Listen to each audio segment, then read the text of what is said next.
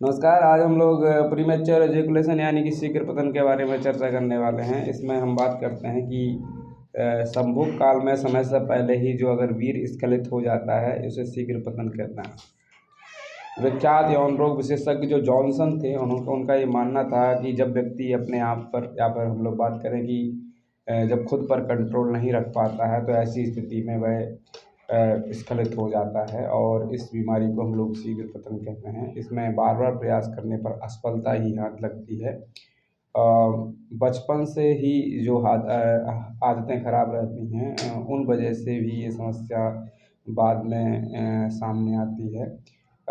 ऐसे रोगी अपने पर नियंत्रण नहीं रख पाते हैं और उत्तेजना के चरम पर पहुंचने के पहले ही स्खलित हो जाते हैं। इस स्थिति में शिश्नी के योनि में प्रवेश करने पर या योनि के बाहर ही वीर्य जो निकल जाता है।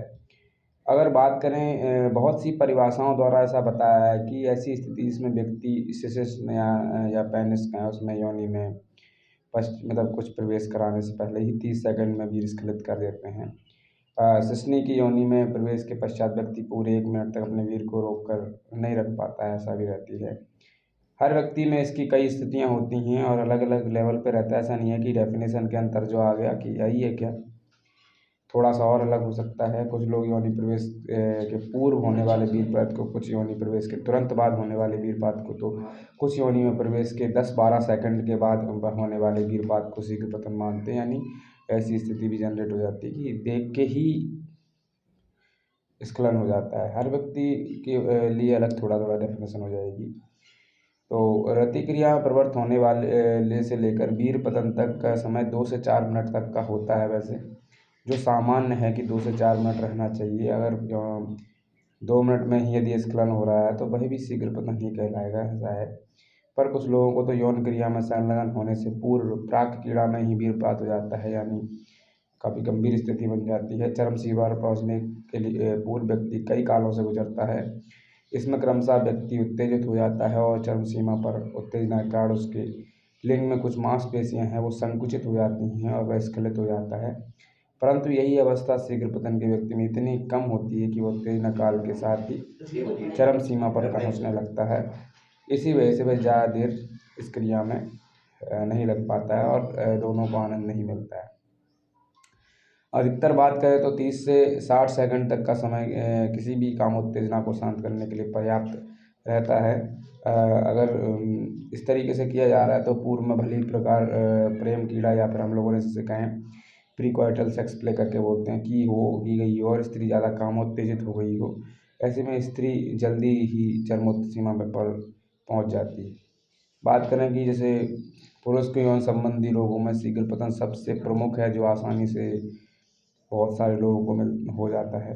एक अनुमान के अनुसार भारत के आधे से ज़्यादा लोग पुरुष हैं, आधे से ज़्यादा कह रहा हूँ मैं, मोर देन 50% इस रोग का शिकार हो चुके हैं। प्राय देखा गया है कि यौन शिक्षा के अभाव में जो किशोर अवस्था रहती है यानी युवा अवस्था रहती है, जो बच्चे वगैरह हैं, बहुत से लोग नासमझी में कुछ ऐसी गलतियां कर डालते हैं जिससे उनके बाद में वैवाहिक जीवन खराब हो जाता है, जिससे वैवाहिक जीवन का दुखमय जाता है।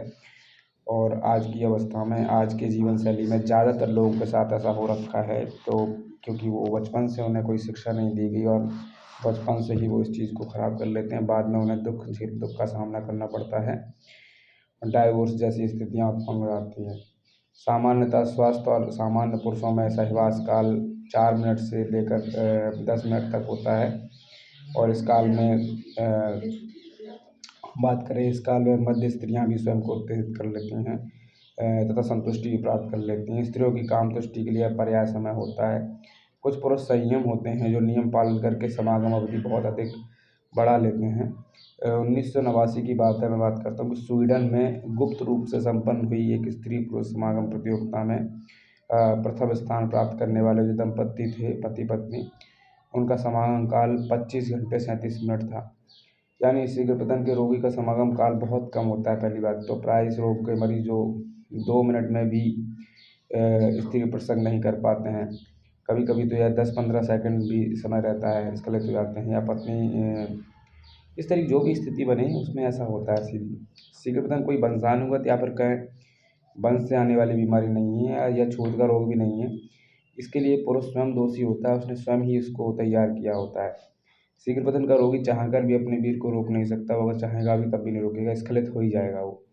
एक व्यक्ति को शीघ्र पतन से पीड़ित माना जाता है अगर वह अपने जो ऐसी स्थितियाँ उत्पन्न हो रही हैं, यानी कहीं मैरिड स्थिति है, तो उसमें 50% बार कम से कम 50% बार वो इस तरीके से शांत मतलब काम उत्तेजना को शांत नहीं कर पाया और उसकी भी इच्छाएँ अधूरी रह गई, इस तरीके से स्थिति बनती है। अब इस बारे में चर्चा करें कि अगर मैं इस कि कितना इसका समय कितना होना चाहिए, समयावधि कितनी होनी चाहिए, तो इस बारे में कभी और चर्चा करेंगे। इसका कोई मापदंड निर्धारित तो नहीं है, पर मैं इसके बारे में कुछ अन्य वीडियो में चर्चा करेंगे, वीडियो काफ़ी बड़ा हो जाएगा। कम से कम मैं बात करूँ तो 60 से 100 प्रहार जो हो जाते हैं कार्य आवश्यक रहते हैं कि कम से कम इतना तो हो ही। और अतः यदि कोई व्यक्ति 60 प्रहार यानी नहीं करता है तो और स्खलित हो जाता है तो शीघ्र पतन का रोगी माना जा सकता है, इस तरीके से बात कर सकते हैं। और वीर भी रहता है कि वो झटके के साथ स्खलित होता है, ना कि यूं ही उसी के साथ आके रहने लग गया। ऐसा रहता है कि अगर झटके के साथ स्खलित नहीं हो रहा, झटके से निकल नहीं रहा है, तो उसको समस्या है, यानी वो कुछ वैज्ञानिकों का ऐसा मानना है कि ये पूर्ण रूप से एक पूर्ण स्वस्थ जो सामान्य पुरुष रहता है उसके लिए निरंतर संघर्ष कर बने रहना की अवस्था में संभोग क्रिया में जो वीर की रुकावट का समय 2 से 5 मिनट तक हो जाता है। बात करें कि जैसे फ्रेंच लेदर आता है एक, जैसे निरोध नामक रबड़ की थैली करके बोलते हैं, परिवार नियोजन के लिए तो लोकप्रिय है ही कि परिवार वगैरह छोटे हैं, मगर इसे चढ़ा लेने से पुरुष की रुकावट भी बढ़ जाती है, सुना है। एक वस्तु एक मानसिक समस्या में बात करूँ, ये पूरी तरीके से मानसिक समस्या भी आती है। चिंता यौन संबंधों के प्रति जो अज्ञान रहता है, नॉलेज नहीं रहती किसी को, स्वयं को अपूर्ण समझना रहता है। युवा अवस्था में ये सब जो हस्तमैथुन या स्वपन दोष की वाली जो वीरनाश का भय जो रहता है वो शीघ्र पतन की स्थिति उत्पन्न कर देता है। 2 समस्या है कि मैंने बताया कि या तो स्वपन दोष की समस्या हो रखी है या फिर हस्तमैथुन कर रहा है। कई बार लंबे समय तक घर से दूर रहने पर और लौटने पर सहवास हेतु तैयार होने पर भी शीघ्र वीरपात हो जाता है। ऐसी स्थिति में उसकी बहुत ज़्यादा ही वो उत्तेजित हो गया, ऐसा होता है। और ये तनाव भी हो सकता है कि आपस में अगर तनाव की स्थिति है, कलह की स्थिति है, इसकी वजह हो सकती है। कभी कभी क्या रहता है कि जैसे मान लो कुछ बीमारियां अगर शरीर के अंदर हैं, डायबिटीज़ जैसी बीमारियां हैं, तो वो भी इसकी वजह हो सकती हैं। गलत फहमियाँ हों, लंबे समय तक उत्तेजक वातावरण में रहकर भी हम लोग क्या करते हैं कि बहुत ताज़ा उत्तेजना वाली फिल्में देखते हैं, मूवी देखते हैं, उत्तेजना वाले दृश्य देखते हैं, और दृश्य देखने के बाद देखने भर से भी ये समस्याएं बन जाती हैं, ऐसा रहता है। अप्राकृतिक या उल्टे सीधे किसी तरीके से कोई जैसे अप्राकृतिक जो कृत्य करते हैं, अप्राकृतिक जो संभोग करें, गुदा मैथुन जैसी चीज़ें करें, तो ये सब चीज़ें रहते हैं। या फिर बहुत ज़्यादा ही प्रसंग करना, ये सब कर रहे हैं, या वीरवर्धक जो औषधियों का अधिक सेवन कर लिया, जो भी उनसे वीर बढ़ेगा और खाते चले जा रहे हैं। गर्मी बैठ गई अंदर। अब गर्मी बैठ जाने से भी ऐसी स्थिति उत्पन्न हो सकती है, यानी शरीर में स्वाभाविक रूप से वीर का अधिक बढ़ जाना, ऐसा भी हो सकता है। अब ऐसी स्थितियाँ वैसे कम ही उत्पन्न होती हैं कि स्वाभाविक रूप से वीर बहुत बढ़ गया, कि वीर बाहर आ गया, क्योंकि उसको रोकने के लिए तो एक्सरसाइज वगैरह करके उसे रोका जा सकता है, ठीक है ना। तो कोई कहे कि ऐसी स्थितियाँ कम ही उत्पन्न होती हैं। कब्ज रहना बेसिकली एक समस्या रहती है, तो अगर कब्ज रहने की स्थिति में जुलाब लेके पेट साफ कर लेना चाहिए, ऐसा लगे तो। और स्त्री की उदासीनता जो न्यूट्रलाइजेशन रहता है उसका मन नहीं है, और उसमें भी ऐसा होता है, निष्क्रियता टाइप की है। तो अब इससे क्या रहता है कि स्वयं वो स्खलित हो नहीं पाती है, इससे पुरुष को ठीक समय पर स्खलित हो जाने पर भी वह शीघ्र स्खलित हुआ मानती है कि क्या है हुआ। ऐसी स्थितियाँ परिवार में कलह उत्पन्न करती हैं, धीमे धीमे क्या ये मानसिक टेंशन उत्पन्न करती हैं। बहुत छोटी समस्या लग रही है और विकराल रूप में बाहर आती है समस्या। और जो छोटे मोटे झगड़े होते हैं उनके पीछे कहीं ना कहीं बहुत बैकग्राउंड में ये कारण होता है। शीघ्र पतन का रोगी अंदर से हमेशा भयभीत सा रहता है और थोड़ा डरपोक टाइप का हो जाता है वो, ठीक है ना। कंपन से, वाइब्रेशन से, शोर शराबे से, ढोल नगाड़ों से उसमें घबराहट की समस्या बन जाती है, परेशानी, चिड़चिड़ाहट रहती है उसको। और उसे बाद में ये तो पता ही चल गया, जैसे जनेंद्री को छूने मात्र से वो स्खलित हो जाता है। और अगर बात करें कि जनेंद्री की सुंदरता का अवलोकन कर दिया, किसी को देख कर सुंदरता का अवलोकन भी करा, वाह। अगर मन के अंदर वो वाह वगैरह कोई भी ऐसी बात भी सोच रहा है ना, तो वो बहुत विकट स्थिति में जी रहा है और इससे उसको परेशानी आना शुरू हो जाती है। बहुत सारी घृणित अवस्थाएं भी होती हैं जो मनोवैज्ञानिक रूप से कारण बन जाती हैं। जैसे मान लीजिए कुछ लोग ऐसे होते हैं जो सहला रहे हैं, सूंघ रहे हैं, छूना तो दूर रहा, ऐसी बात है कि इसी स्थिति में ही ऐसा हो जाएगा। केवल आलिंगन मात्र अगर गले लगा लिया है, ऐसे करने मात्र से वीर का स्खलन हो जाता है। रोगी जितना ज़्यादा जल्दी या घबराहट दिखती है, उतनी जल्दी ही वीर का पतन होता है, उसमें देखा जाएगा।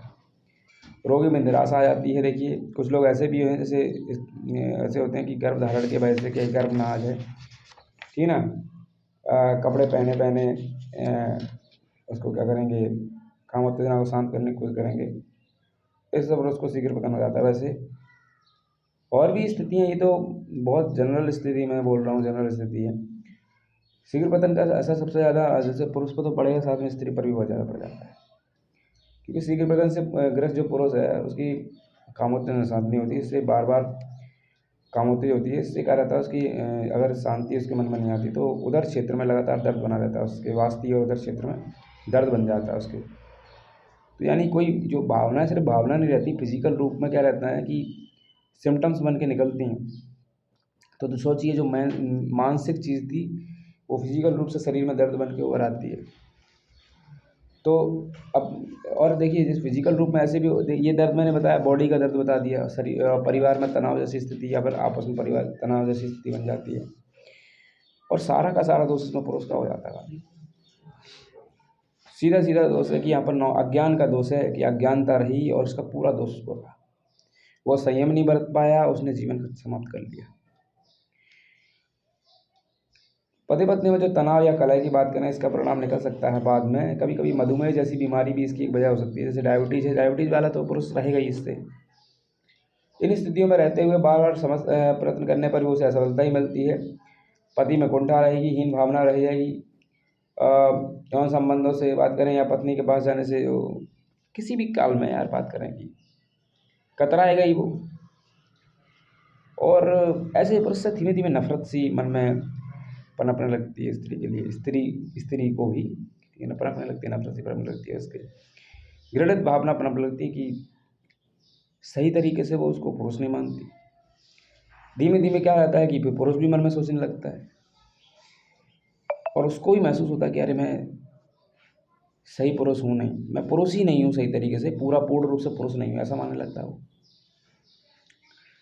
और शीघ्र पतन से क्या रहता है कि पुरुष की आत्मग्लानि होने लगती है, वह हीन भावना से ग्रस्त हो जाता है, आत्महत्या करने का जघन्य अपराध कर बैठता है। कुछ वर्षों बाद पुरुष एक गंभीर नपुंसकता से ग्रस्त हो जाता है, यानी नपुंसकता आ जाती है उसके अंदर। दरअसल शीघ्र पतन नपुंसकता का एक पूर्ण लक्षण है कि भाई साहब शीघ्र पतन है तो आगे चल कर नपुंसकता भी आने वाली है, इम्पोर्टेंसी आने वाली है। यदि इस समय पुरुष की उपयुक्त चिकित्सा हो जाती है तो पुरुष को नपुंसकता का सामना नहीं करना पड़ता है, और अगर चिकित्सा नहीं हुई तो आगे चल के नपुंसकता के चरण में चला जाएगा वो। ये स्टेज है नपुंसकता का। शीघ्र पतन एक शारीरिक मानसिक रोग है तथा अन्य रोगों के सामने इसे भी दूर किया जा सकता है। सामान्यतः सभी रोगों को समान शीघ्र पतन के दोष को भी दूर करने के लिए पहले उन कारणों को दूर करना चाहिए जो इस रोग को उत्पन्न करते हैं। इस प्रकार हम इस निष्कर्ष पर पहुंचते हैं कि शीघ्र पतन दो प्रकार के इससे दूर किया जा सकता है। जैसे मान लीजिए, एक तो परहेज करके यानी सावधानी बरत के, दूसरा है औषधि चिकित्सा से यानी दवाइयों की मदद से किया जा सकता है। ठीक है, इसमें आयुर्वेदिक उपचार ठीक रहता है, क्योंकि देखिए आप बात करें कि आयुर्वेदिक उपचार इसलिए ठीक है कि अंग्रेजी दवाइयाँ उसको और बुरी स्थिति में ला सकती हैं। ठीक है ना। हस्तमैथुन का क्या है, सबसे पहले तो त्याग कर देना चाहिए पूरी तरीके से। जो अविवाहित लोग हैं, अगर जो बच्चे हैं जिनको ऐसी आदत पड़ गई है, उन्हें इस चीज़ को त्याग देना चाहिए बिल्कुल। ये बहुत भयावह स्थिति में बाद में आएगा। और कहाँ इलाज कराओगे, किससे इलाज कराओगे, कौन विश्वसनीय है, लूट तो नहीं ले रहा विश्वास इलाज के नाम पे, किसे बता पाओगे। ठीक है ना। तो ऐसा रहता है कि पहले अविवाहित लोगों को क्या करना चाहिए कि वह अपने रोग को दूर करना चाहिए, उन्हें तत्पश्चात विवाह करना चाहिए। विवाहित युवकों को हस्तमैथुन भूल कर, अगर विवाहित लोग हैं तो उनको हस्तमैथुन ना करें वो, और सहवास के करें अगर ऐसा कुछ है। बाकी संयम से जीना सीखें। अश्लील साहित्य है या फिर जो फिल्में हैं मौजूद हैं, साइट हैं, इंटरनेट पर, ऐसी चीज़ों से दूर रहने की कोशिश करें। देखिए, इनको पूरी तरीके से त्याग ही कर देना चाहिए। मैं तो बताऊँ तो प्राकृतिक उत्तेजना ग्रहण करने के लिए क्या रहता है कि जीवन में प्राकृतिक उत्तेजना कभी कभी महसूस होगी ना, कभी महसूस हो वही ठीक है। हर दिन हम आर्टिफिशियल तरीके से खुद को उत्तेजित कर ले रहे हैं, तो ये आर्टिफिशियल तरीका है और आर्टिफिशियल तरीका ठीक नहीं होता है। आर्टिफिशियल तरीके से करेंगे, प्रकृति कभी कभी ही तो ऐसा सिस्टम बनाएगी कि आप उत्तेजित हो गए, हमेशा तो नहीं बनाएगी। अब हम खुद ही स्वयं से कर ले रहे हैं। पशुओं को भी देखेंगे, उनका भी एक पर्टिकुलर टाइम ही है ना। अब इंसान का कोई वक्त नहीं, पर इंसान की प्रकृति तो है कि कभी कभी ही वो चरम सीमा पहुंचेंगी। जब उसके शरीर में सब कुछ समान हो जाए, सब बैलेंस हो जाएगा, तब अचानक से उसको ऐसा लगेगा कभी। और यहाँ पर तो वैसा वैसा रहता है कि पूरी तरीके से खत्म हो जाता है मनुष्य, फिर भी काम उत्तेजना में ही डूबा रहता है। तो बुरी स्थितियाँ उत्पन्न हो जाती हैं। उनको क्या करना चाहिए कि बात करें तो जो भी चीज़ें रहती हैं, जैसे मान लीजिए इन चीज़ों को हम लोग समझना चाहते हैं, जैसे कि आलिंगन वगैरह है, चुम्बन वगैरह है, या पर कोई अच्छा मधुर वार्तालाप कर रहे हैं बैठ के, उससे उत्तेजना प्राप्त करो कभी कभार। और समझना चाहिए, देखिए ऐसा है कि ये चीज़ डेली के यानी कि रोज़ के नित्य के लिए नहीं हो सकती। जीवन समाप्त हो सकता है। और ऐसा रहता है कुछ लोग मादक पदार्थ यानी कि जो दारू सिगरेट वगैरह ऐसी कुछ ले रहे हैं, चीज़ें ले रहे हैं, या फिर ऐसा भी हो सकता है कि शक्तिवर्धक दवाइयाँ ले रहे हो कि इनसे शक्ति आएगी, टॉनिक पी जा रहे हैं, उससे भी समस्या है। इनको त्याग कर देना चाहिए। इतना ना नियमित जो समागम भी कर रहा है, जो कहे कि नियमित समागम कर रहा है, ये भी समस्या है। शीघ्र पतन से बचने के लिए कुछ निश्चित नियमों का पालन करना पड़ता है। जैसे इससे शीघ्र पतन तो दूर होता ही है, तथा साथ ही साथ क्या रहता है, काम सुख को भी कई गुना बढ़ाया जा सकता है। पुरुष और स्त्री दोनों ही प्रसन्न मन से काम इच्छा होने पर हल्का सा भोजन करना चाहिए। हल्का सा भोजन लेने के बाद 2 या 3 घंटे बाद स्नान करने के बाद स्नान कर लो, उसके बाद समागम करो। तो इस तरीके से ये जो और देखिए, दूसरों को भी एक सही ज्ञान ही देना चाहिए। कभी भी देखिए, किसी जैसे दोस्त यार होते हैं ना, वो भी इस तरीके से गलत स्थितियों में ले जाते हैं इंसान को। सारा खेल तो दोस्त यारों का होता है। इस बारे में चर्चा ही करते हैं, वो तो चर्चा करके ही दूसरे को गलत संगति में ले जाते हैं। एक स्वस्थ व्यक्ति को क्या रहता है, या फिर स्वस्थ दंपति बात करें, इन नियमों का पालन करते हुए प्रतिदिन समागम का आनंद उठा सकते हैं। पर मैं बता रहा हूँ कि नियमित रूप से ना करें सब चीज़, प्रतिदिन नहीं, मतलब प्रतिदिन ना करें ऐसा है। प्रत्येक युवा दंपति को समागम का समय और समय अंतराल निश्चित कर लेना चाहिए कि इतना तो निश्चित है ही। उदाहरण के लिए बात करते हैं, यदि आप प्रतिदिन रात 11 बजे समागम आप कर रहे हैं, सदैव 11 बजे ही प्रसंग करें, ठीक है। इससे एक जो अवधि है ना आपकी, वो समाप्त हो जाएगी। काम शक्ति एक तरीके से सामान्य से अधिक हो जाएगी, ऐसा रहता है। कभी कभी शीघ्र पतन के रोगी क्या करते हैं कि वैश्या के पास जाकर के अपनी बीमारी को दूर करने का प्रयास करते हैं। ये एक अत्यंत घातक है, बहुत गंभीर चीज़ है, गंभीर है। वैश्याओं के पास जाने से शीघ्र पतन जैसी अनेक बीमारियां उत्पन्न और हो जाती हैं, उससे निदान नहीं होता है। ऐसी गंभीर बीमारियां और बढ़ जाती हैं, ये गंभीर बीमारी में तब्दील हो जाएगा। उसको सामान्य जीवन जीने का अभ्यास करना चाहिए कि सामान्य लोग कैसे जीवन जी रहे हैं, अपने काम में क्या लगे हुए हैं, कार्य कर रहे हैं, सारे के सारे सामान्य जीवन जीने का प्रयास करें।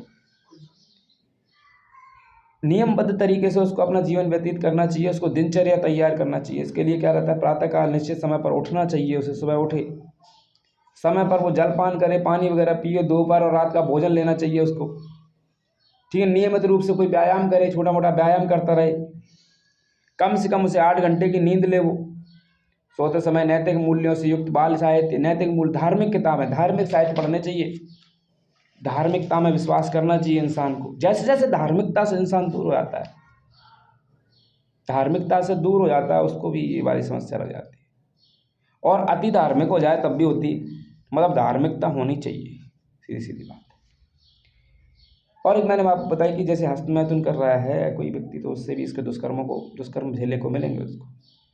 अप्राकृतिक कृत्य कर रहा है, उल्टे सीधे कार्य कर रहा है जिनको हम एक्सप्लेन नहीं कर सकते, इनको आपको समझना होगा। अप्राकृतिक कृत्य कर रहा है, ऐसे कृत्य जो बिल्कुल नेचुरल नहीं है, या गुदा मैथुन जैसी हरकतें कर रहा है वो। और स्त्री संभोग में जो भी हैं, ये सारी चीज़ें आदि करने पर ये दुष्कर्म उसको झेलने को मिल सकता है। स्वपन दोष उसको बहुत अधिक होता है और उसकी चिकित्सा करा लेनी चाहिए। अगर स्वपन दोष होने लगातार हो रहा है और चिकित्सा नहीं करा जा रही, तब भी उसको समस्या झेलनी पड़ सकती है।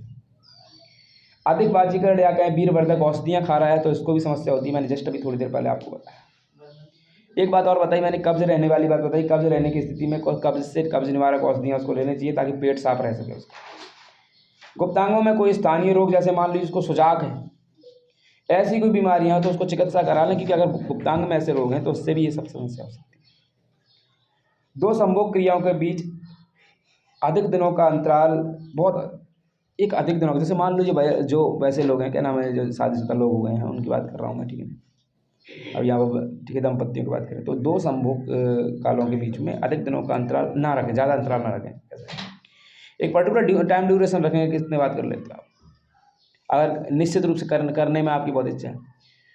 और अगर मैं कहूँ कि अगर आप संयम बरतने वाले लोग हैं तो अधिक अंतराल ही रखें। संयम बरतने वाले हैं, आपको सोचना है कि थोड़ा सा ब्रह्मचर्य का व्रत थोड़ा थोड़ा धारण करें, ठीक है ना। अब ऐसा नहीं होता है कि ब्रह्मचर्य जो पूर्ण रूप से ब्रह्मचारी है, तो पूर्ण रूप से ब्रह्मचारी वो जो शादीशुदा नहीं मान लिया जाए।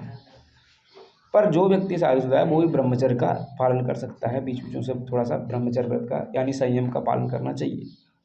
ब्रह्मचारी नहीं बन जाएगा उससे वो, पर संयम से उसका भला होगा, वो वीर धारण करेगा, उसका शरीर बलवर्धक बनेगा, उसके शरीर में होने वाली बीमारियों से वो राहत पाएगा। यानी संभोग करते समय अपनी, और एक बात करें, एक बहुत अच्छी बात है कि ये बहुत ही घृणित अवस्था रहती है कि कुछ लोग जैसे मूवीज़ वगैरह देख रहे हैं, तो क्या है कि अगर वो इस तरीके के कार्य कर रहे हैं तो अगर ऐसा कृत्य कर रहे हैं तो वो अपनी स्त्री पर केंद्र ध्यान नहीं कर रहे हैं और वो अन्य किसी स्त्री को मन में बसाए हुए हैं। ऐसी अवस्था से भी ऐसे वो होते हैं। Loyalty is must. अगर लॉयल नहीं है तो ऐसी क्रियाएं और होते हैं।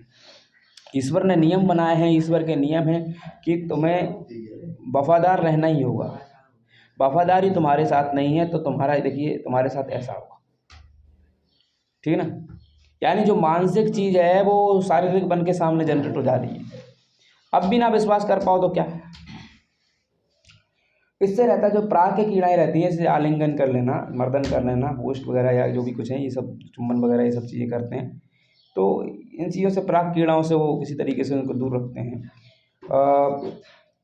ऐसा रहता है। एक और बात बताता हूँ कि जैसे रक्त है या वीर है, इनकी अधिकता हो गई, जो मैंने बताया कि ये थोड़ा कम होता है। कम इसलिए होता है क्योंकि आज के संयम ही नहीं है पुरुष।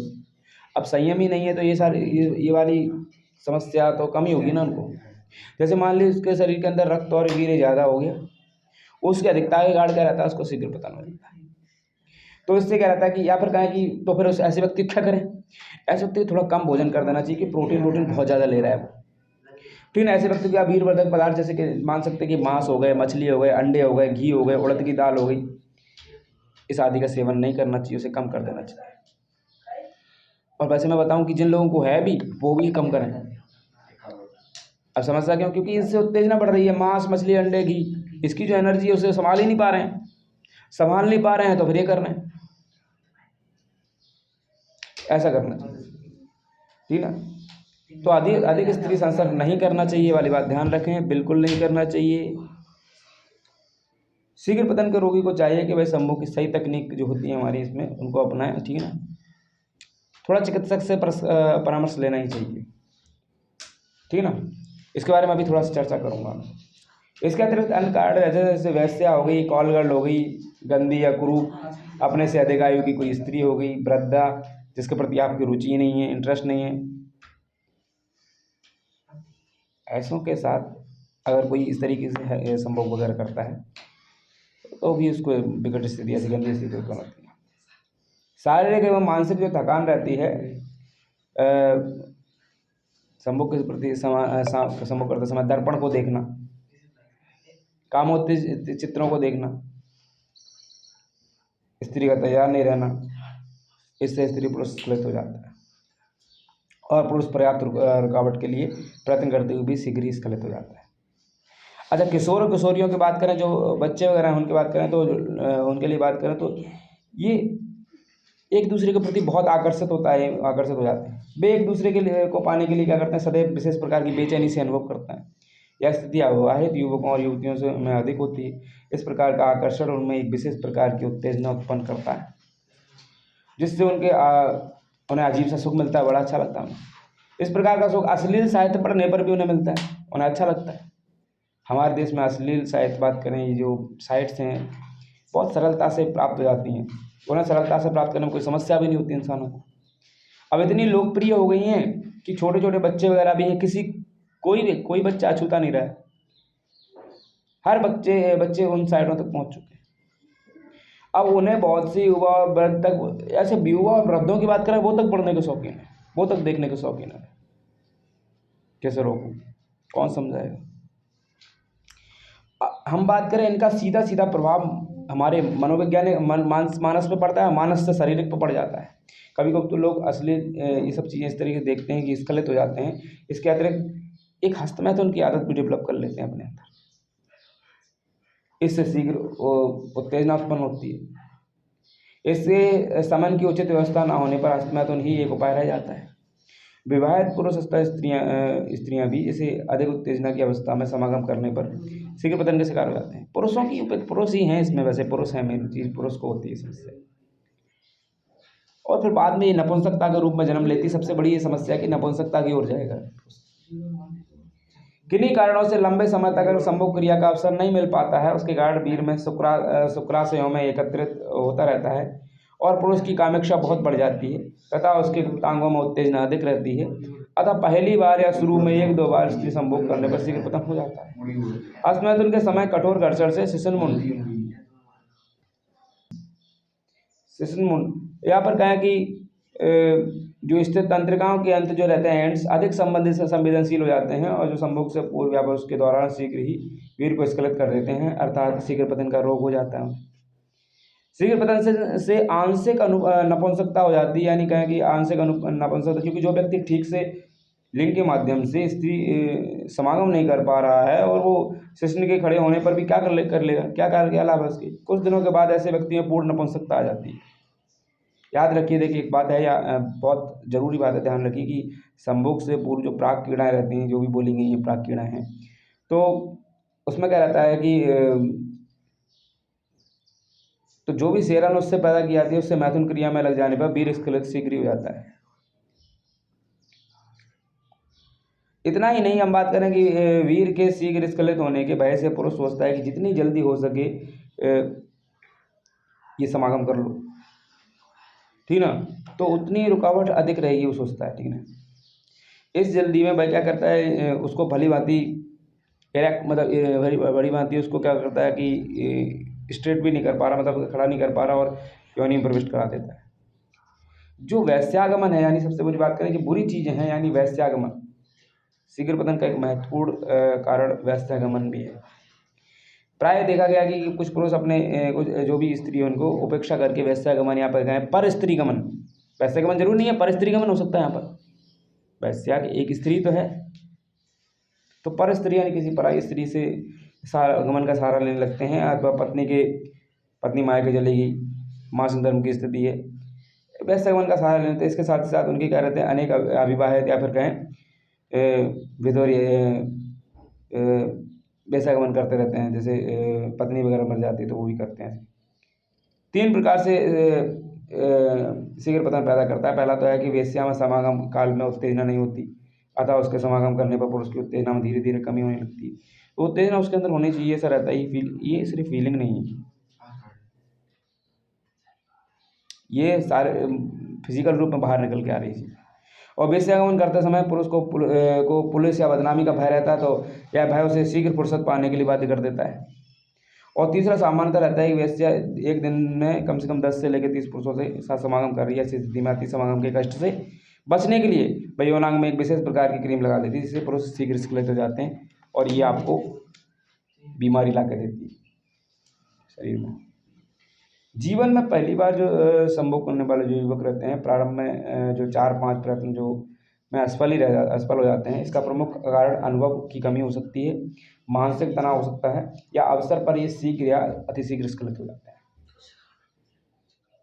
शीघ्र पतन की चिकित्सा में औषधियों का प्रयोग बहुत कम होता है वैसे तो, क्योंकि यह कोई वास्तविक तो रोग मानते नहीं लोग। इससे सही उपचार के लिए जरूरी है कि पहले रोगी के इतिहास को, हिस्ट्री को सुनना चाहिए, उससे बैठ के चर्चा करना चाहिए, है क्या प्रॉब्लम, क्यों हो गई ये समस्या, उसकी मैथुनिक प्रवृत्तियों को मालूम करना चाहिए, वो मैथुन किस प्रकार करता है वो सही बताए। अगर वो अप्राकृतिक कृत्य करता है उसे बताना चाहिए, उसका जो भी मेंटर है उसको अच्छी तरीके से बताना चाहिए, उसे विश्वास दिलाया जाए कि अगली बार जब भी मैथुन करेगा बस अवश्य सफल होगा।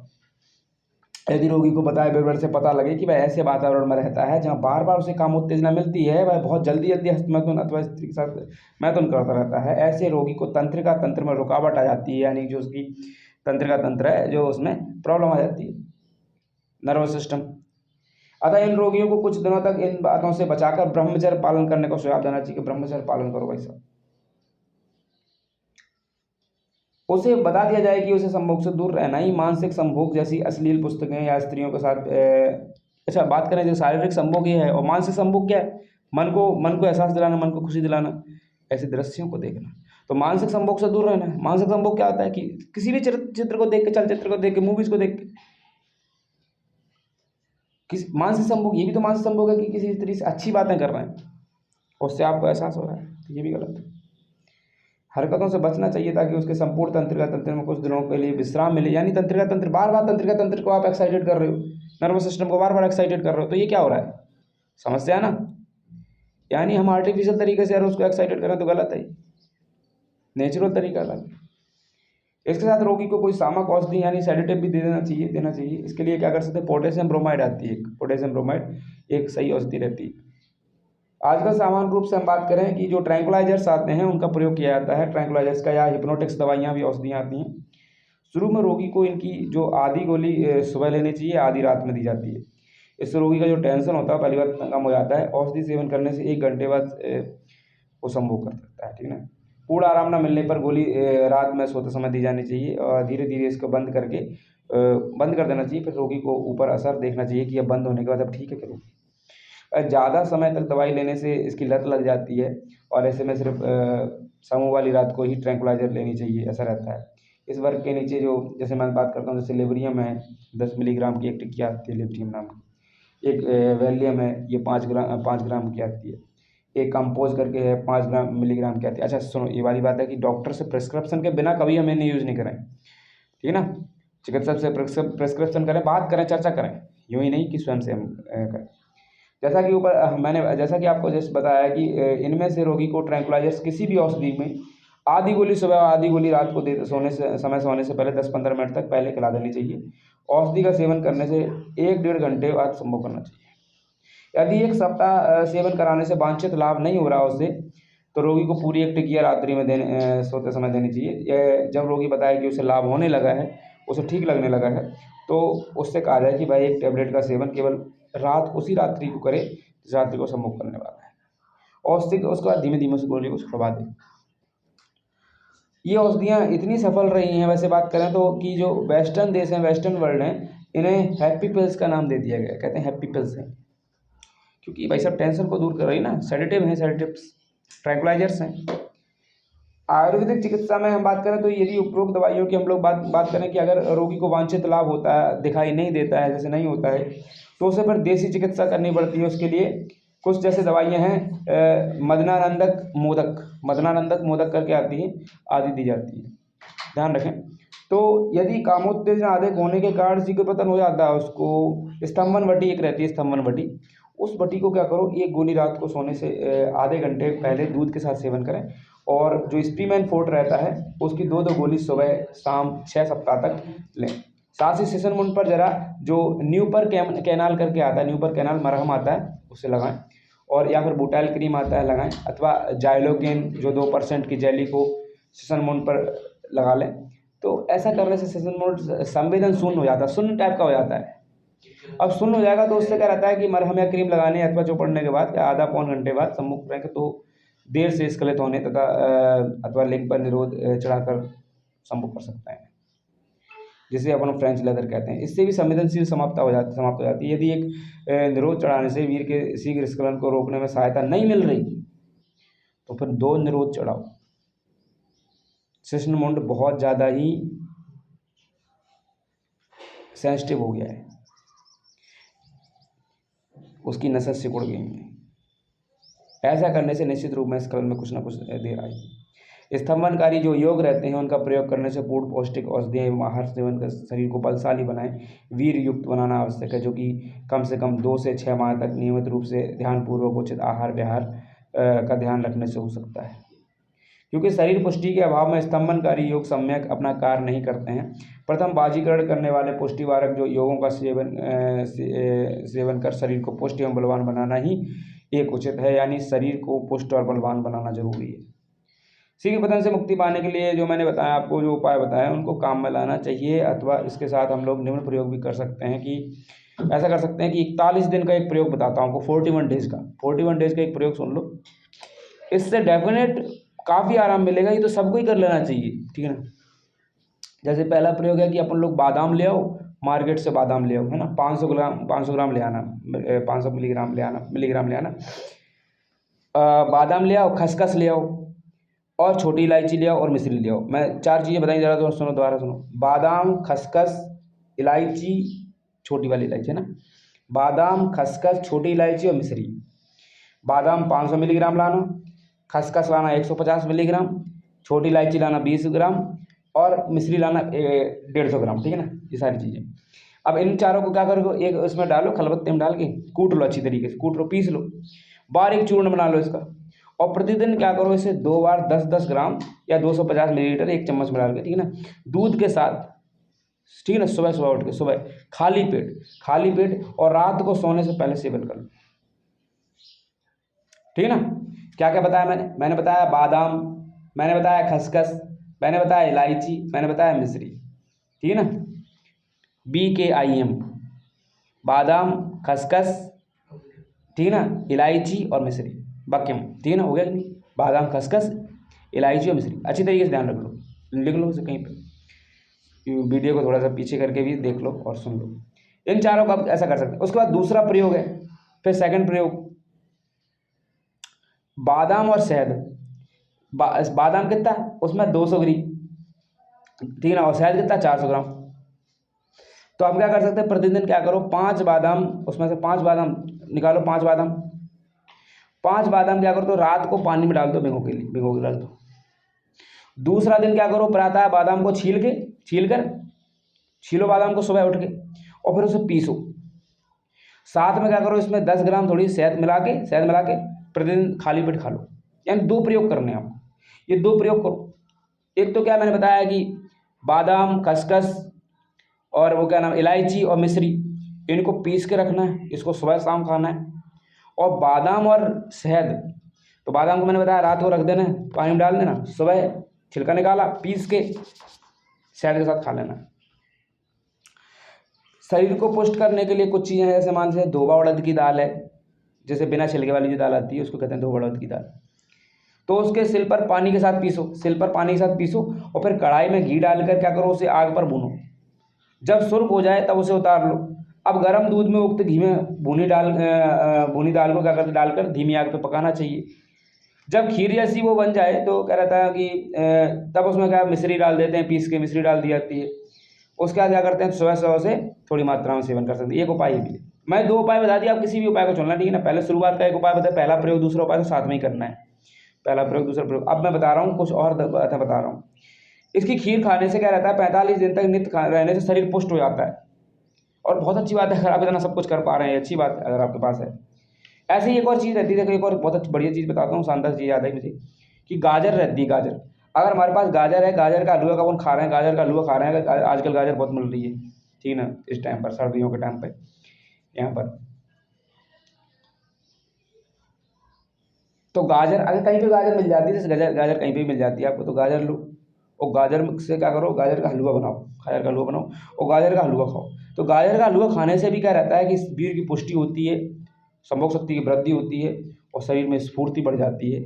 ठीक है ना, ठीक है ना, ये चीज़ रहती है।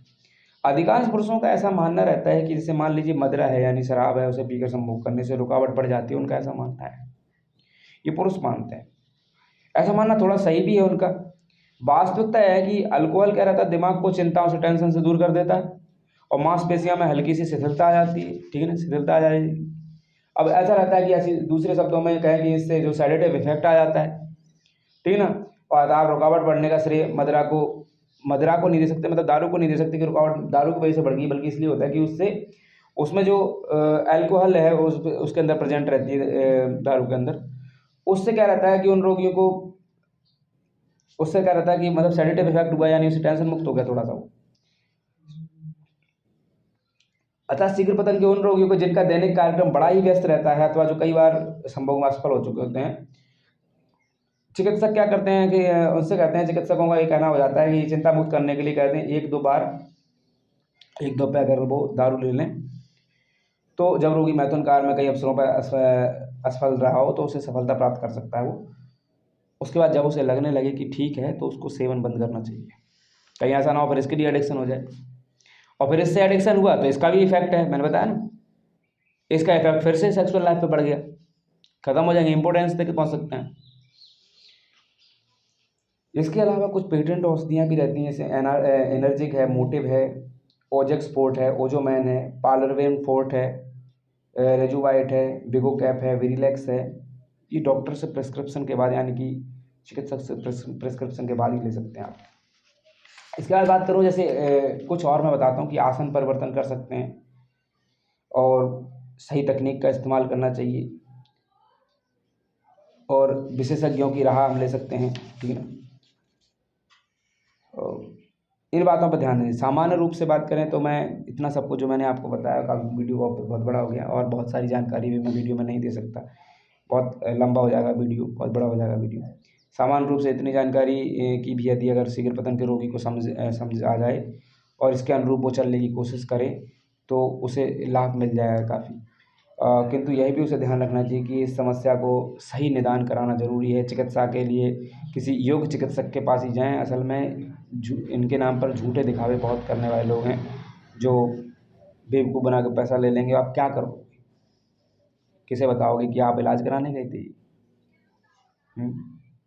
बता नहीं पाओगे, ठीक है ना।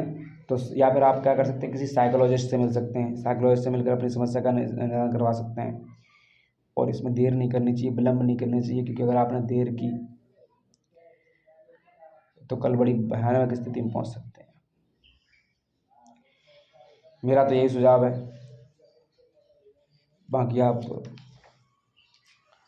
अगर आपको ये चैनल, ये वीडियो अच्छा लग गया हो, वीडियोज़ अच्छे लगते हैं तो चैनल को सब्सक्राइब कर लेना, वीडियोज़ को लाइक कर देना, शेयर कर देना। धन्यवाद।